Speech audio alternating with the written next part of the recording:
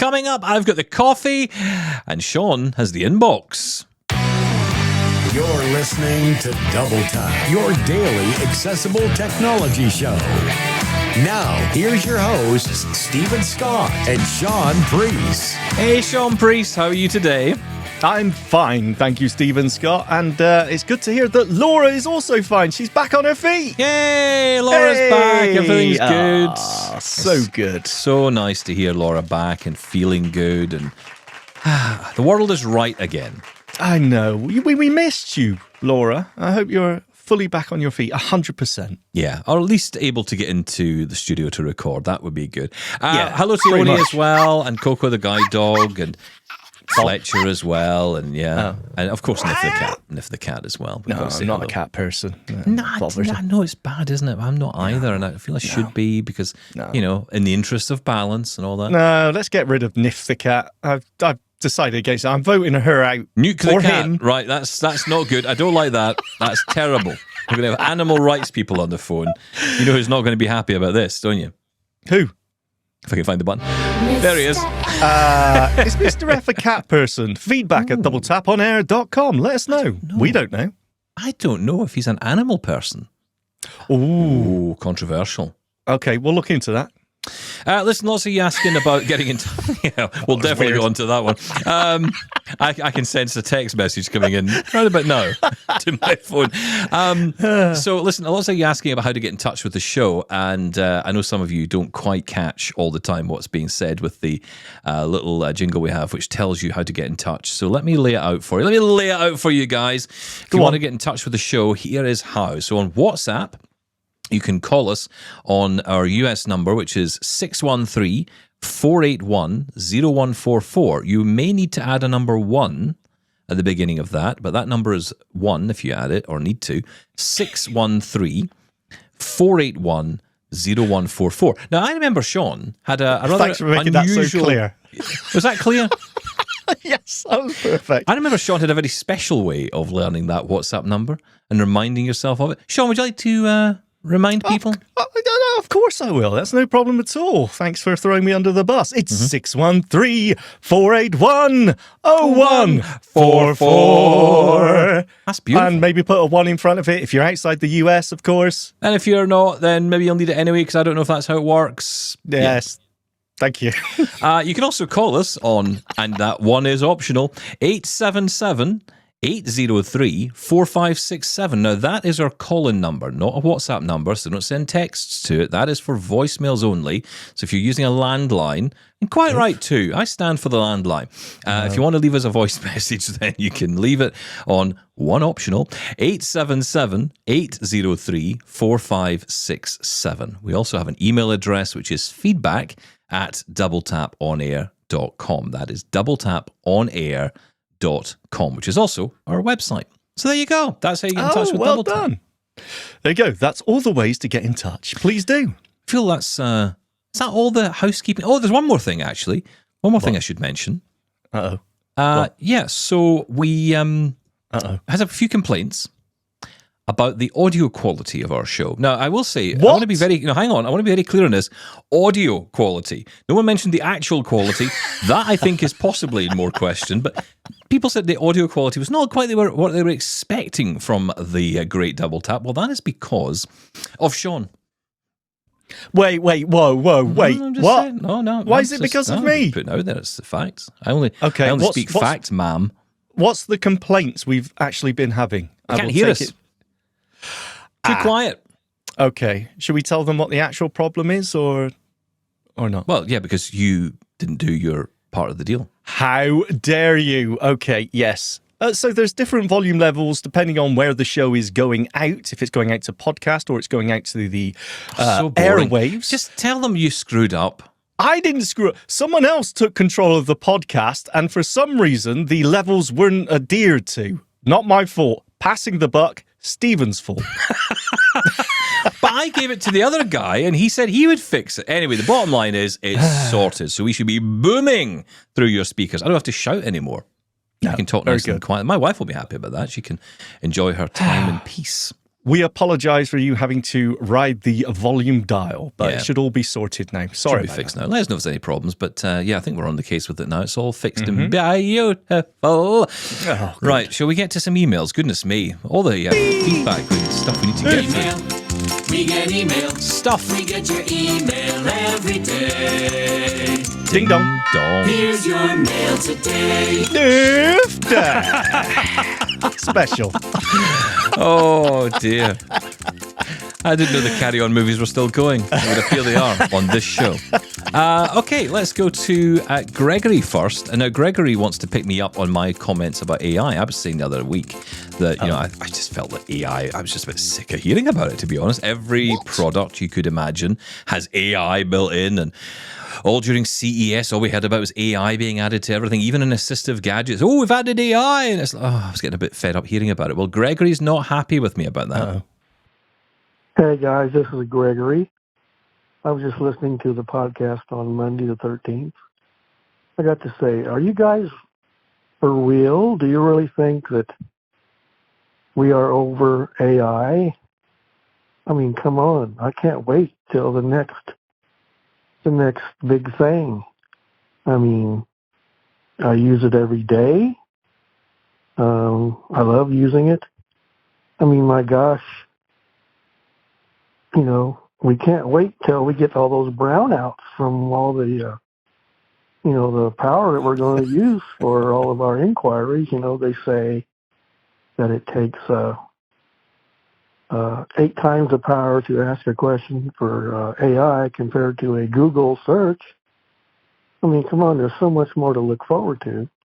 But seriously, I think it's fantastic that AI is growing. And I think for us as blind people, we need to keep a hold of that train as it's going down the track and use it as best as we can. Again, Okay. The P word, that P word, the potential. Oh, potential. Is still relevant. So thanks, guys. I just had to chime in because AI is here to stay. Oh, yeah. For worse or for good. Thanks for everything you do. Take care. Sorry, Gregory. That sounded like a message you would get at the end of the world. Finished. For worse or for good. Goodness me. Thank you and take care, Gregory. So that was you told, Stephen Scott. AI has amazing potential. And stop going on about it. You know what, though? I know Gregory had his tongue in cheek there, but I will say I am kind of over the, AI is going to solve everything hype. Yeah. Because we know the more we've used it, the more we recognize the hallucinations are a real issue, and then the reliability, the consistency, the trust that needs to build up with a technology isn't quite there. So everything that says, hey, it's got AI, so it's going to be great. Is it? Okay. But I totally agree. AI is here to stay. Of course it is. And it's going to do great things. It's just because something has AI on it or in it, I no longer think, well, this is going to be a great product because we've had our fingers burnt. I feel with chat apps as well, I feel at the moment what they are the great affirmers. And what I mean by that is, if you know the answer to the question, it's kind of important because, most of the time you're asking it a question on the basis of you know the answer, so you're checking it to know if it knows the answer. So, you say, okay, what's the Braille command for blah? And it goes, oh, it's dots 1, 2, 3. You go, yes, it is. And you go, well, that's amazing. But it's like, then you have to know that when you ask it a question you don't know the answer to, that's going to give you a truthful answer. It must be improving. I mean, I think it is improving from day one, or at least a couple of years ago, if you want to sort of take it from there. But it is definitely improving. I feel, I suppose, it's just what AI can achieve. Even when I hear about, I was mentioning yesterday about the Envision glasses, and I'm going to do a bigger thing on this. Because we're not talking about it yet. We're not talking about it. But I'm not going to do a big dive into the glasses in a minute. What I'm saying is the service, right? So what Ally is doing, I'm hearing about all these things people use it for. And people often say, oh, you can do lots of things, but you can have great conversations with it. And I think, I don't talk to a device like that. Yeah. It's not how I use it. So I suppose I'm very I'm looking for facts. I'm looking for information. And don't get me wrong, it's great for that. And what I love as well is when it gives you a whole screen of information about something. Like when we were researching that story at the weekend about the Apple and the UK government and Apple's decision to cut off advanced data protection. I was getting a lot of information from Envision Ally to help me along with that. And it was giving me information. And then I would say, hang on a minute, you mentioned some act there from Parliament. Which one was it? And it was reminding me of what the act was. And I thought, this is where it's really good. This is where it's great for, if I'm imagining sitting there with, it wasn't in that occasion, but I could sit there with my Mantis Q40, detached from any device, just as a note taker, and just be talking to the air and getting lots of information, taking my notes. And that's where I can see it really useful. I can see the benefit of it. But the idea of having conversations, people were saying they were making up games and getting it to tell stories. And I think there's a lot of people who are going to benefit from that. Clearly there are. A lot of people are going to love that stuff. Not for me personally, but then maybe I'll get that way. Maybe I'll well, there's a companion, I don't know. There's a companion aspect to it, of course, but a lot of people use it for, as you say, answering questions. And it's got to be 100% there. Otherwise, it's useless. That's right.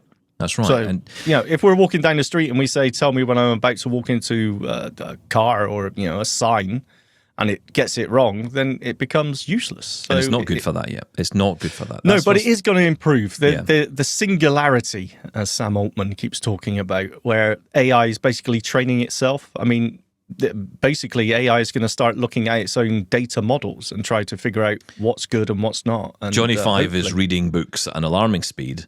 Oh, well done. There's a throwback retro reference. Short Circuit. I loved that movie as a kid. Johnny Five, alive.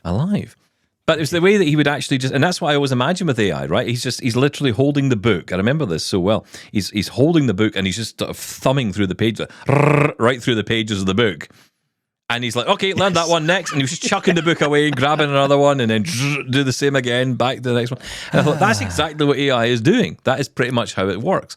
And what's cool is, so I had an issue the other day with, Victor Reader. I was trying to do something in the Victor Reader stream.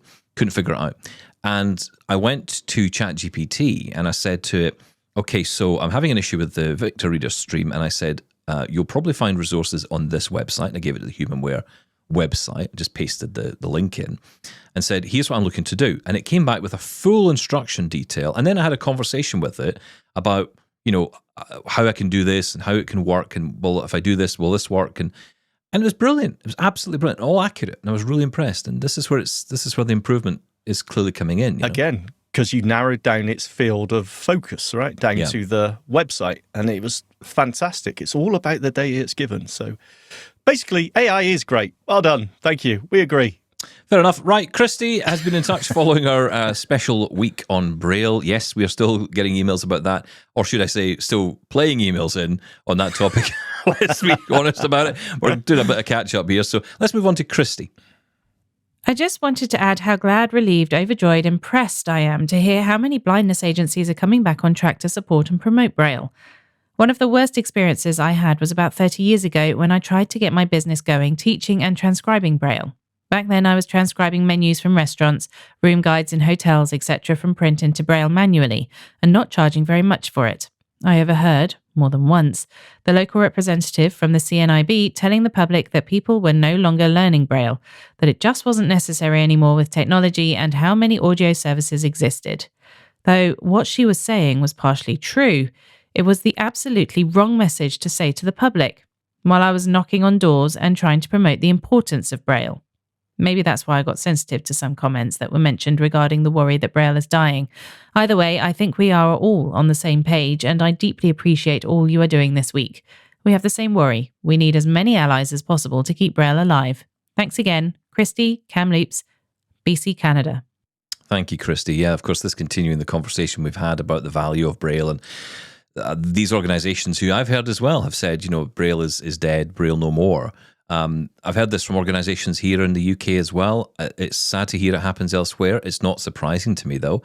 It's coming from somewhere, right? It's coming from somewhere. It could just be people looking around the office at blind people working, not using Braille and saying, well, all these people are managing fine without it. And they're just taking it as that. Well, that's the level of research that goes into that statement. Let's be fair. As was said there is some truth to that. But there is truth to that. Yeah, there is truth to that. So it's not totally, it's not doing down Braille or doing a disservice to Braille out of hand. It is the truth of the matter that a lot of people are using, audio feedback over Braille, but that's not to say that Braille isn't incredibly important. And that's the point that we all need to get together about, and that you're absolutely right on that. I want to mention this message as well. I don't think we have the name of this person who sent this in, but this is relating to accessible medication. Now, we had talked before about how here, where we are, we have access to Braille on packaging. I don't know how widespread that is, but we did hear from a listener about an option in the States, which is pretty cool, actually. Yes, I have a suggestion to your public there. Basically, there's a program called ScriptTalk. You can get it downloaded on your iPhone here in the United States and also have a device sent to you. But I guess you have to put tags on the bottle to read it was ScriptTalk. It might be something worth looking into where you're at in the UK and so forth. Have a great day. Thank you. Bye. Yeah, thank you for that. I wish you gave us your name. That's really interesting information. Now, I have heard of ScriptTalk before. I thought this was something which was kind of built onto the label of the medication already, and the device read it to you, or have I got that wrong? That's how I remember it. Yeah, exactly. And you could, I think there was even a forum or a sort of suggestion on the ScriptTalk website to recommend a local pharmacist to make them, here's the equipment you need to make your medication accessible. So, yeah, absolutely. I think it works off NFCs. So you could either have a device, the ScriptTalk reader, or you could just use your NFC-enabled phone, which most of the phones now have an NFC reader built in. So just download the ScriptTalk app and, wave it over your medication and it'll tell you what it is and what the dosage is. But it is something that your local dispensary needs to have, available. They need the hardware in the store. And that's an improvement to what we have, because all we have on that box is the name and often the milligrams of the dosage. That's all. You don't, and that's per tablet or capsule. Can I just say, it is absolutely terrible the way it works over here. I get so many times I get different. Okay, I get used to what a box feels like. Mm-hmm. Okay, this tablet is this box and it feels like this. And then for absolutely no warning, they'll change it to a different brand or something. Totally different box, totally different shape of tablet. And it totally throws you. It's like, okay. And the labels are absolutely terrible. So, yeah, ScriptTalk is actually a really good idea. It's just one of those things that, it needs to be taken up universally, really, to make it truly useful. Yeah, I agree. And it's not as if this isn't important. You've got to take your medication properly. Yeah, and especially for a lot of people who are on multiple medications, different times of the day, getting that information is crucial. And, I'm only kind of learning this from having to deal with my mum's medication. I'm kind of learning all the sort of nuances and intricacies of how to make sure she gets the right medication when she gets it. And, that's quite tricky to do. I mean, it's me seeing AI and Ira pretty much all sort of going at it on a Friday, trying to figure all this stuff out, sitting down saying, right, okay, I've got everything laid out. And then I just sort of, if I'm, Ira's there if I need it. And the reason I use Ira is because I don't want to trust AI with medication information. Hallucinations, you got to double check that everything. Could be a serious problem. So I'd rather have a pair of eyes on it. And again, in particular with that, because it's medications, and because it's private information there, I would call Ira over a Be My Eyes volunteer. Again, no issue with Be My Eyes volunteers, but you do have to be considerate of what you're asking the volunteer to see and what information you're putting in front of them. Yeah. So that's the reason why I go down that road. But seeing AI is very good. It is very good. And sometimes it's just, all you need to know is the name. Because like you say, a box will arrive from the pharmacy and you go, hang on, this isn't you. Yeah. And it's a whole other thing. Yeah. Yeah, also, exactly. by the way, I don't know about you, but I find sometimes I can hear the name of the medication, cyclophosphamine, and you go, right, okay, I'll have my cyclophosphamine. But when you actually spell it out, I could still never work out what that word was. I'd be like, hang on, what? Is that how you spell it? There's an S in it? I've used Be My AI before and say, okay, what's the name of this? And it'll tell me. It's like, okay, what's this for? Yeah. Say, okay, this is for heart, this is for stomach, whatever it may be. So, yeah, it is tricky. Okay, let's move on to Jim, who's got a comment to make for those who are looking to buy a chest mount for their iPhone. This sounds pretty cool. Happy New Year to you, gentlemen. Wow. Just Happy signposting New Year. you to the Sigandg, SIGANDG, phone chest mount kit available from Amazon. It can hold my mobile, an iPhone 14, camera facing outward, really securely and close to my chest. It's a wee bit fiddly to set up in the first instance. My wife Tony helped me set it up in the first instance, but once sorted, it is brilliant. It has allowed me to use the Good Maps app almost hands-free, both personally and as a VRS. It's the SIGANDG phone chest mount kit. Let me know what you think. I had to laugh when I heard you talking about the driverless bus experiment between Fife and Edinburgh. I couldn't help wondering how many punters were put off using it by the prospect of going over the Forth Road Bridge. Bye for now. Your friends, Jim and Niff. Ah, Niff. There's Niff. Niff. Oh, I love Niff. I'm very much a cat person, if you didn't know that. Well done. Well, I just realised what we said at the start of the show and we never played Jim's email. I feel really bad now. I'm like, we maybe shouldn't have said that. Sorry, Jim. We were joking, Jim. Of course. Yeah, sorry, Niff. Niff will not be nuked. I was talking about my experience of using Good Maps for the first time, going down to Sight Village in London, I believe. And I had such a great experience of using it at the train stations and it getting me to where I needed to go that I wanted to use a harness or something to hold it, where I don't have to hold it out in front of me in my hand. And I found one and it held the phone in the wrong orientation, or the camera was facing my chest and the screen was facing out, or it was upside down, one of those things. So yeah, this sounds fantastic. I'm going to check it out. Thank you. Yeah, I'm all for these. Anything like this sounds quite good. What we'll do is we'll put a link in the show notes so people can find that directly. And of course, you can get the show notes on our website as well. Each day the show is posted onto YouTube as well. That is also brought into our website. So if you struggle with YouTube and you struggle to get to the show notes there, don't worry, you can find it on doubletaponair.com, and on the homepage you can find episodes, and there's a link through to all the episodes, but you can check out the latest ones there as well. My work is paying off, Shaun Preece. Yes, you've done a great job, Stephen Scott. Well done you, sir. I am a hero. Took your time. Okay. Yeah. Sorry, did I tell you that people were complaining they couldn't hear the podcast? Just Yeah, exactly. How's that inbox looking, by the way? Is it let's quickly move on. I just noticed the last one that said Happy New Year. Anyway, moving on. Dan has been in touch on the subject of USB shavers. We were talking about this the other week. Hello, this is Darren from Bexley in Kent. This is a message for Shaun and Stephen regarding USB shavers. I have seen Remington so-called USB shavers, but I didn't know they still used the plug that they used to use. I thought there would have been USB-C. There are USB-C shavers around. My advice is to go for what are called generic shavers, i.e. names that you've never heard of before. Now, don't panic, because I'm going to recommend a company. You get them on Amazon, and it's called SeaJoy. It's a Chinese company, and it's spelt S for Sierra, EJOY, SeaJoy. And I can assure you that it is USB-C on one end and USB-A on the other end of the lead you get. I can use my blind shell lead with my SeaJoy shaver. It's a rotary shaver, dual track foil, rotary heads, which means you've got two sets of blades in each head. It's kind of reminiscent of a more expensive Remington shaver. And I can assure you, I've had mine for about 18 months now. I paid about 18 quid for it at the time. It's a travel shaver, but it works fine. You don't get a trimmer with this one, but they do lots of other models.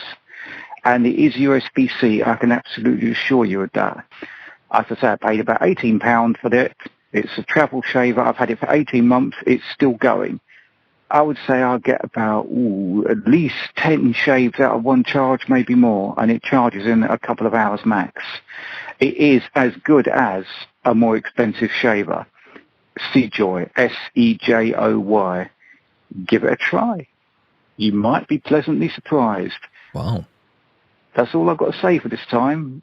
Just to say, go generic. It's worth it. Oh, and by the way, it's waterproof as well, so you can use it wet. Okay, this is Darren saying bye for now. Oh, there you go, Darren, on the SeaJoy committee, clearly. Yes, SeaJoy. He's the chairman of the board. Appreciation Club. Yeah. No, thank you very much. This is on the back of me buying I think it was the Remington F6 Aqua Razor. Very cheap, very cheerful. But I was looking specifically for a USB chargeable or powered razor. And it did say a USB razor.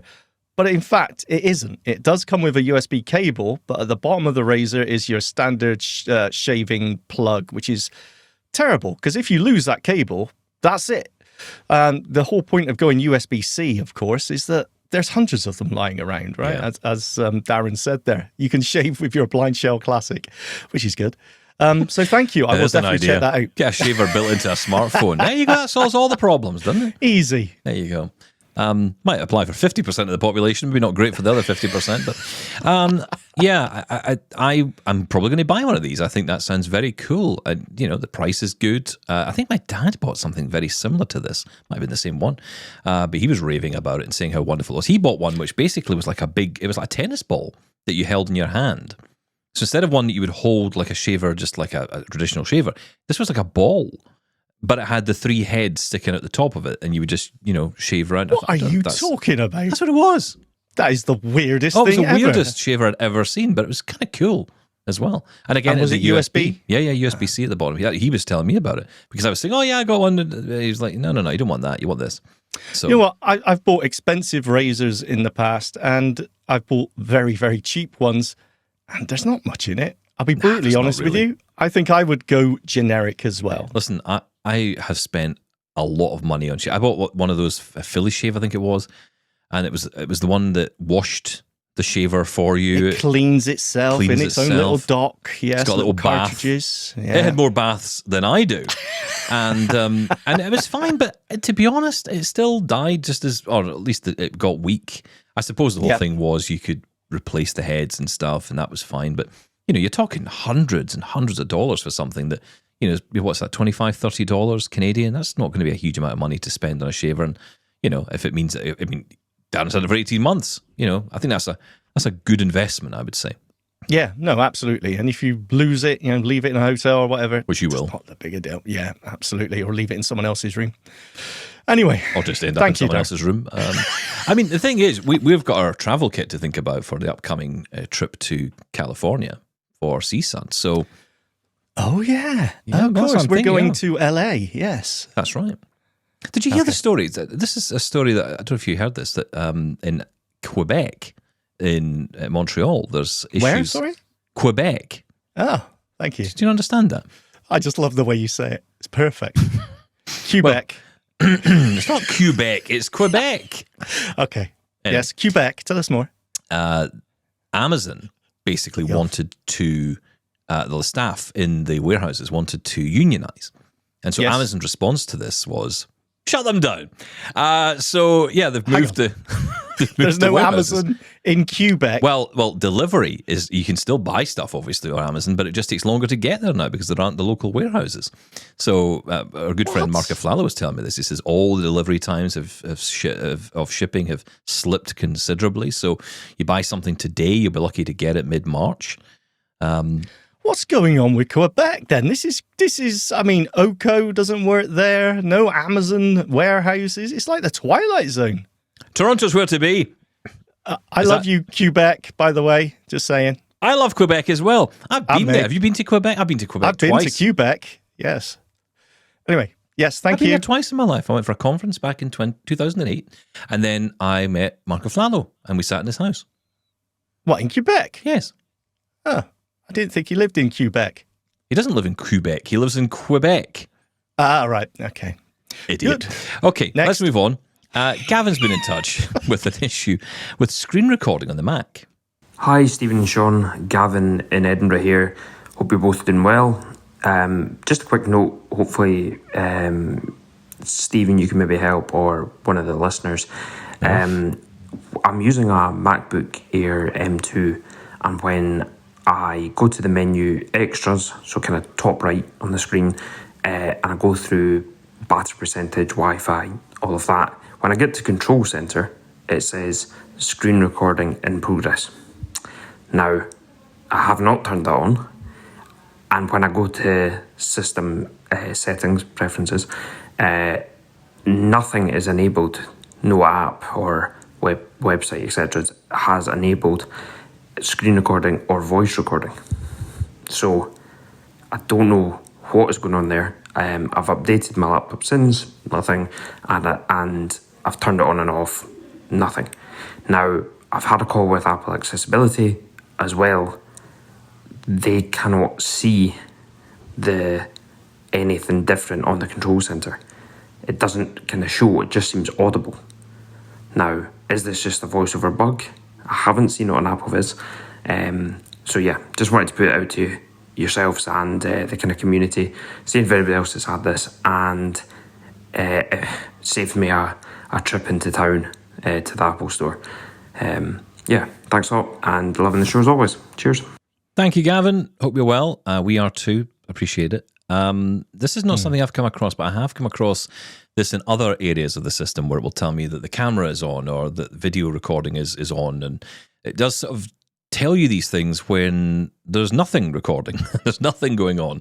So I don't know if it's because the camera is active or the camera is being captured by something. I mean, for example, if you leave the FaceTime app open, you'll get that notification because it's telling you essentially the camera's on. But it's but I'm not getting anything about microphones, and I certainly haven't had anything about screen recording. So that's an interesting one. Did Gavin say screen recording in progress there? Yeah, I mean, is that what he said? No, is there something at the start of the control panel, such as a privacy? Like if I go to the system tray in Windows, there's a sort of privacy icon, and it will tell me so and so app is using microphone or whatever. Is there something similar at the start of Control Center? No, the Control Center menu itself doesn't have anything in it. It's more to do with as you pass over the various options. So as you're if you're sort of VO left, VO right through the menu, the status menu, you'll come across the Control Center, and that will kind of give you a summary of what's recording, what's not. So, for example, right now, because my camera's active, it would tell me, camera recording or whatever. It would say something like that.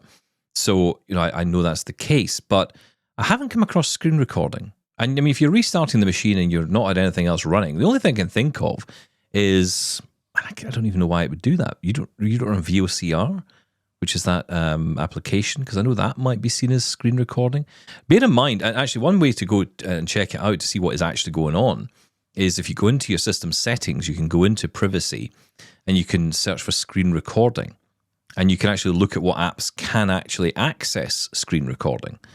And that might give you a clue as to what's going on, because if something's able to record your screen, then that might give you a hint as to what is actually going on and maybe some sort of background task. Yeah, I'm going to say this is just a voiceover glitch, so those More odd likely. things that we get. Yeah, very strange though, but let's throw it to our listeners and see. Yeah, let's see what you guys think. Thanks, Gavin. Let's move on to the Kansas Kid, who's back. I feel I should wear a stiletto. That's not what it's called, is it? What's it called? No, a Stetson. Stetson. Don't wear a stiletto. That's a bad idea. Not easy to wear either. I mean, you could put it aside. Anyway, let's move on. The Kansas Kid is here with, a proclamation, I think it's fair to say. He wants to drive. Hey, Double Tappers. I will make this quick. It is Kansas Kid. I'm back here again. And I have recently felt the urge to want to drive. However, I am totally blind, so hopping in the truck and driving down the road isn't obviously the best of ideas. However, I have found that going out and getting in the vehicles and starting them in the mornings is just as therapeutic as maybe driving down the road. So, if that's something that you guys have thought about, or I've had the urge to want to hop in the vehicle and head down the road, maybe just go get in the car and just start it. and sit there for a minute or so with your hands on the wheel and feel that vibration, you know, because you're essentially there. You're as close to being there as you'll probably ever get. I won't say 100% you'll never be able to drive, because we all know that if you've lived in the country, and you've had a redneck enough family member, they're probably taking you out on the, in the pasture and let you drive the truck. I have got to actually feel the experience of driving, and it's a powerful one. Starting the car cures the itch, but driving in the pasture, that'll really do it for you. So, thanks so much. Sorry it was voicemail so long, but I wanted to get that point across. So, happy New Year's, and keep on trucking. And just don't put it in gear, though. Get in it, fire it up, and let them horses sing. All right. Bye. Oh, Kansas kid, you're pushing my buttons here. You're pushing my buttons. Let them horses sing. Ah, that was beautiful. Driving in the pasture. Pasture, not pasta. Louis Pasteur. An accent issue going on today. I think we need reset. How do you turn me off and turn me on again? Well, if I could, mate, I would. Stop it. How do you get over that need for speed? I know, of course, when all my friends were getting their licenses, getting their cars, and all that, it was a big deal. But I have absolutely no desire to Nothing? Yeah, I don't miss it. No, not at all. It still amazes me when I sit in the car with someone else. How do you do that? How do you possibly cope with other cars outside and changing gears and those pedals? It seems like magic to me. I've got no desire. Oh, it's the only thing I want to do. And look, I'm a lot better than I was. There was a period I went through, probably, I'm trying to think of when it was, probably about 5 or 6 years ago, maybe thereabouts. And I was at the point where I was in so much denial about everything that I thought, what I want to do is I want to go to the doctor, go to a consultant, and I want them to figure out what's wrong with my eyes and fix them so that I can drive. Because I, in my head, believed this can be fixed and I can drive. And that something's holding me back. And, the consultant was wonderful. He was absolutely brilliant. He sat me down and he said, look, Stephen, with the greatest respect, it's never going to happen. He said, because we can fix this particular thing or we can fix that. And he said, we actually can't fix any of this. But let's say we could. It still doesn't guarantee anything because of the conditions that I've got. There are multiple things going on. One thing could affect the other and we don't know which affects which. And, so really we did never necessarily come to an answer to that. So he was trying to nicely say, look, and he was really nice about it. He said, look, it's not going to happen. And it did help. I think I needed to hear that. I think I just needed someone to say that I'd So almost rather nicely. just say, even if it wasn't nice, I just needed someone to say to me, look, it's not going to happen, Stephen. It's just not going to happen. But the desire is there, and it's there when... Still. Yeah, well, not as much. I mean, it was quashed a little bit when I got my Euro driving truck simulator thing going. Yes. I loved that. I absolutely loved that. That is... So, let me tell you the story here, Kansas kid, because honestly, this is how pathetic I am, but a lot of blind people, I think, can get this. So, here I am, determined to drive. So, my wife had kindly, a year before, bought me one of those steering wheels, the steering wheels you plug into an Xbox or a PlayStation or the PC. Force feedback. Yes. Oh, okay. And nice. The pedals as well. And so there I am. I've learned about this Euro Truck Simulator. I get it all fired up, and I'm thinking that this is not going to be as good as I experienced. And boy, was I wrong. I had a 75-inch TV on the wall, which I sat about a foot away from, and I had my steering wheel as far close to the wall as I could get.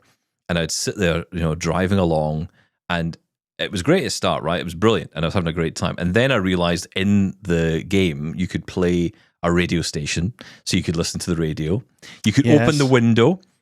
So what I did, and this is unbelievable, I actually set up a shortcut so that when I pressed the button to open a window in the truck, which is virtual, right, a fan would come on at my left, so that it would give me the feeling that I'm actually, getting some air in from the window. And I'd take my little flask, and then I discovered the online community, which is, of course, you can play the game, you can drive along with other people as well.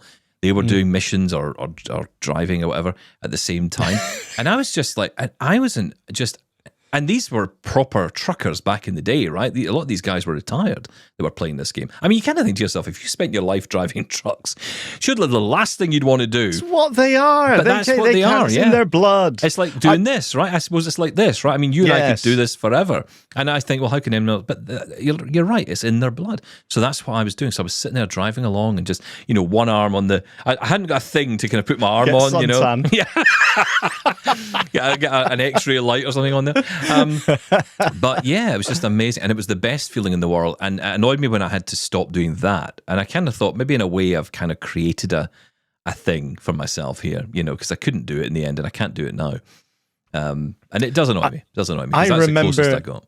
I remember talking to you on wherever, WhatsApp, Zello, I don't know, and you could hear you talking on the CB. Yeah, that's right. While you were trucking your apples to Berlin or wherever it was ridiculous. But look, it's exactly that. Whatever you like, and it's just a way to relax. So, and you know what? If that worked for you, then why not? But it's more than a way to relax, right? This is a social thing, and it is a social construct. Well, yeah, people love to use that phrase.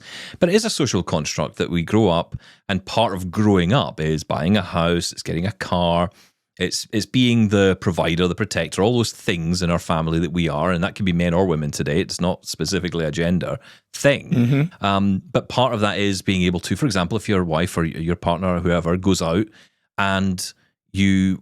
my wife went out last week and she was meeting a friend. I was really worried about her getting home. And I think, well, I'd love to be able to just jump in a car, arrive at where she is so she can come out of that place and she's safe. I know where she is. We're back in the car. We put some cool music on and we go home. Instead, it'd be me getting in a taxi. Yes. The other day was a classic example of this. I got in a taxi the other day and oh my God. So the driver, one of these guys, he talked, but every time he talked, he'd turn the radio up louder. And he'd actually turn the radio up as he's talking to me. Yeah. And then when he'd stop talking, he'd turn it down. And I got a guy who plays drum and bass all the time. So loud. And I'm just and I said, look, do you mind? I said, because this taxi journey needs to be sponsored by Xanax or something, because I can't get through this journey. This is ridiculous. I said, I cannot hear myself think in here. And, I was making a call to someone because I do that. If you're a taxi driver and I ever say I'm making a phone call, that's probably because I don't want to speak to you. Because honestly, I can't be bothered sometimes. And, what annoyed me was he turned the radio up even louder. Yeah, that's ridiculous. But this is my point, right? So what's your point? It takes away the control. That's what we're losing. We feel and maybe not in some ways because we do have control, but we lose the ability to travel independently. We're always dependent on someone else. We're always dependent on a taxi driver, a bus driver, a train driver. We're always reliant on someone else. We're also putting our faith into someone else as well. There's so many people I speak to who go, we went out for a nice drive on Sunday and, we went up to this little cottage which has a beautiful pub in it and, well, I don't know. And cottage with a pub in it? I don't know which one it was. It's a strange place, right? I want to join that Airbnb. It's a Scottish thing. I don't know. You go somewhere and it's like up a road and it's, is there a bus that goes there? Yeah, it's independent. And when you speak to sighted people, right? When you speak to sighted people and you say to them, so does it have a bus route? There's just this sense of it's like a cloud has just descended over the entire conversation. It's like everything they've just said about how wonderful this place is has just been destroyed by the fact that I've just now come and rain on their parade by saying, I can't get there. And of course, that's not my fault. It's not their fault. It's just the way it is. You just want to bring everyone in the room down. Yeah. Good. Yes. Good. I will say this, game developers, if you can make a non-visual game driving simulation experience, then do so. Because, Stephen would like it. Kansas Kid would like it. I'll even give it a go.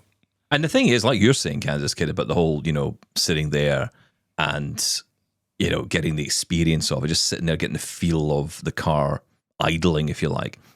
If that's enough for you, quite right. I mean, look, no one has any right to tell you how you should feel about anything, right? They don't. I'm sorry. They just don't. And if this is what makes you happy, because I don't know about you, I have this thing where there's a story there as well. But let's leave that. Well, no, this is a good. I don't even know what it is. I'm nervous. No. Well, okay, let's just say No, it was on please. private property. Okay, let's just say that. Was it on a pasture? It wasn't on a pasture. No. So what happened was my girlfriend of the time had gotten herself into a situation. Now she is and still is in a wheelchair, and she had an issue where we couldn't get the car out of this particular space because someone would gone to a restaurant. The car, even though the car was in a disabled space, the car that had parked next to us had parked so close that she couldn't get back into the driver's side. And so she said to me, "You're going to have to get the car out of there." Reverse it out enough. And I'm like, I get a chance to drive this thing?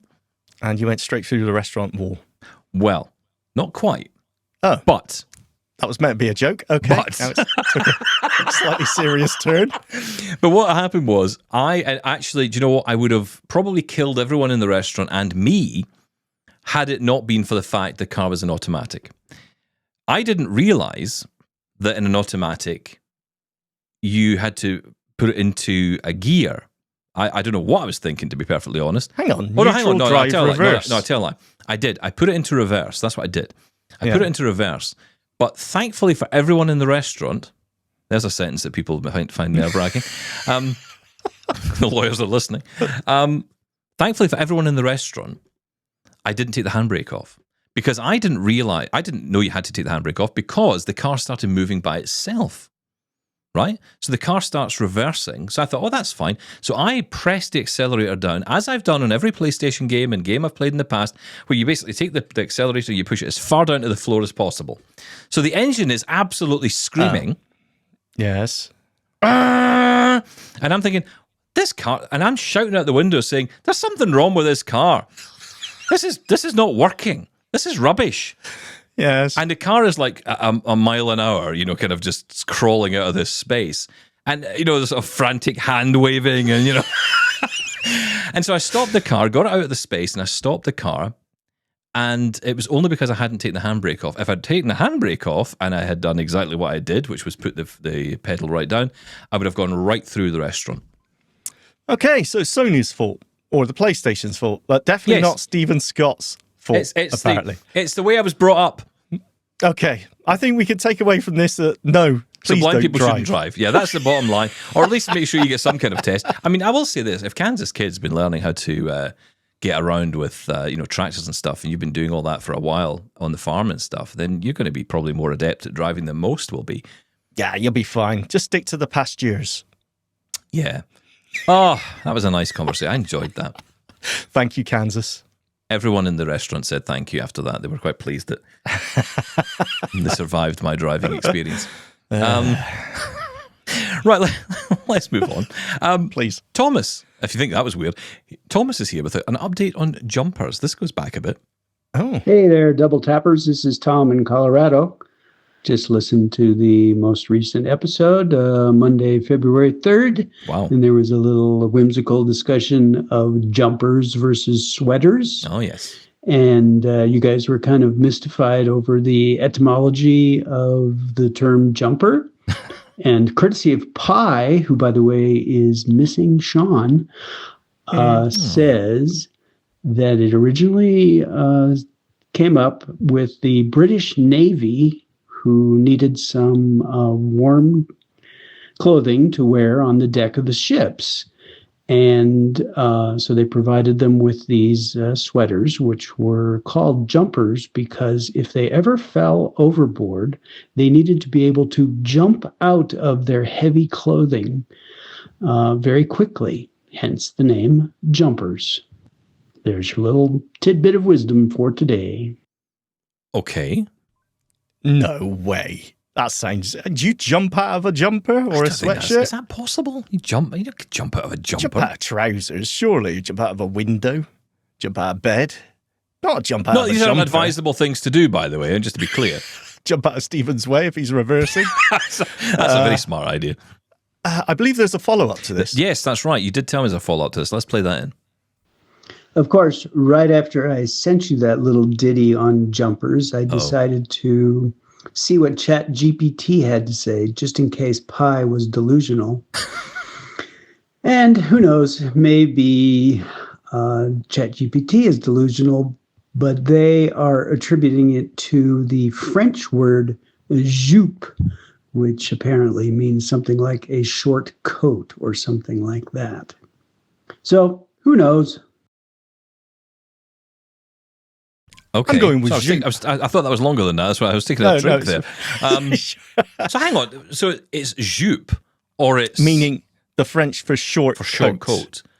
I prefer that one over being able to jump out of it if you fall overboard on a ship. I think that makes more sense, doesn't it? That doesn't. The whole jumping out of a ship, or whatever it is, that doesn't make any sense. Sorry, we're going with ChatGPT on this one. Sorry, Pi, but no.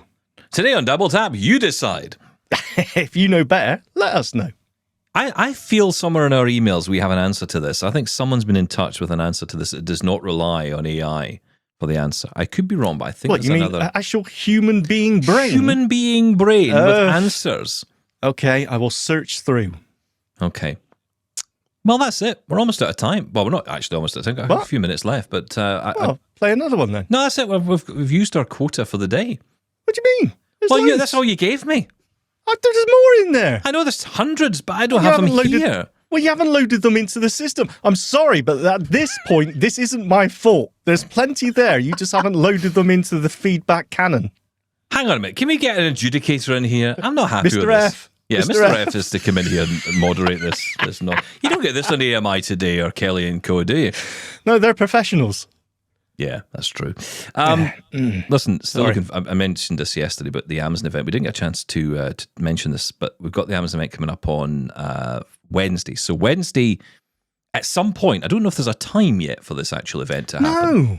It's one of those, it's not going to be streamed anywhere. Is it going to be just live blogged? Is invitation only? We still haven't got an invite, but yes, whenever it happens, we're going to be looking out for it all day. I tell you that much. I am so excited. I genuinely am so excited because I want some new Amazon Echo stuff, and I'm like, oh, yes, it's about time. Yeah, I want an excuse. So whether it's going to make it onto the show, I very much doubt it. But. So probably not on Wednesday. In fact, I'm almost certain of that. We're going to plan around that. So tomorrow we'll come back and we're going to do more feedback tomorrow because you're going to give me more than whatever you've just given me here, which is never enough. The 50 that's already there, but you haven't loaded up for some reason. Well, okay. Fine, okay, we'll get to more tomorrow. Thanks. Also, just a reminder that we will have our good friends, Michael Babcock. He's here for a particular, I don't want to say too much, but Michael, he's got a reason to be here. I mean, obviously he's a reason to be here. But normally he just hangs around. No, he's got a reason to be here pertaining to this announcement, but that's all I can say. I want to know. I don't know this. I'm not allowed to tell you. I don't think he's obviously allowed to haven't read any yet. emails or messages about this. What's happening? Really? Well, you did. Well, you know what? You didn't have to, because if you just listened to the conversation that Michael and I had with you in the room, you would have heard this. The one we had the last time. No, I don't remember any of this. Betsy. Okay, cool.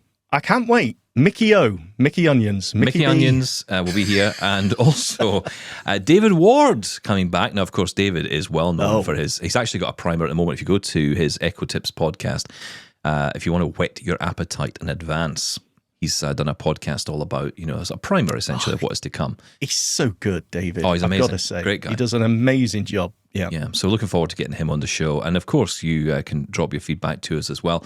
We're hoping to record that show the night of the event. So we'll have all the information here as much as we can get access to at that point. But we will, of course, follow up when we have the information. In the meantime, though, if you do want to get involved in the show, just a quick reminder of how to do that. Of course, all the information is available at our website, which is doubletaponair.com.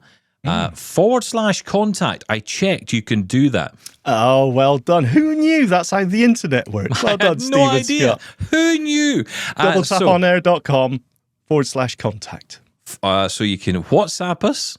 That's the thing.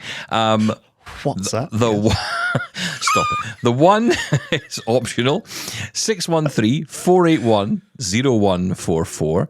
You can call 1 is optional, 877-803-4567, or you can email us, and that is feedback@doubletaponair.com. That is how you get in touch with the show. The website, though, is full of stuff, so go check it out. There's tons and tons of stuff up there for you to check out. All the individual stories we cover on each show is available as well, so if you want to go back and reference that or get more information about it or links, you can get all that on the website. Everywhere. It's just literally and on YouTube. everywhere. We're on. Do you know we're on across social media? I was on my Facebook feed the other day. We were on it. No, that's gone downhill, isn't it? That's terrible. Fast. I know. There comes a point. There's a meme that goes around where it's that's enough internet for today, and then it's attributed to some ridiculous thing that's unbelievable that you just look at and you go, yeah, that's enough. I felt as soon as I heard our voices come out of my phone, I thought, I'm done for the day. That's it. I think I'm done with Facebook.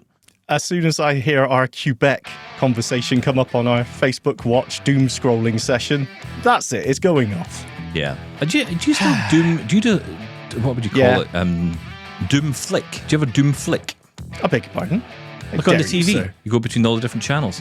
Do you ever do that? I don't do TV, Grandad. Sorry. No. Oh, I don't use TV. No, so I was doom flicking the other night. Goodness me, what television? You can't doom flick when you're waiting for it to read out what channel and what's on. It takes ages. Yeah, that's true. Well, that's another story. We're going to be talking about TV accessibility soon as well. Listen, we're out of time for today. We're back tomorrow with more feedback. More, please, Shaun. More, please. That's okay. More, Good night, please. Quebec.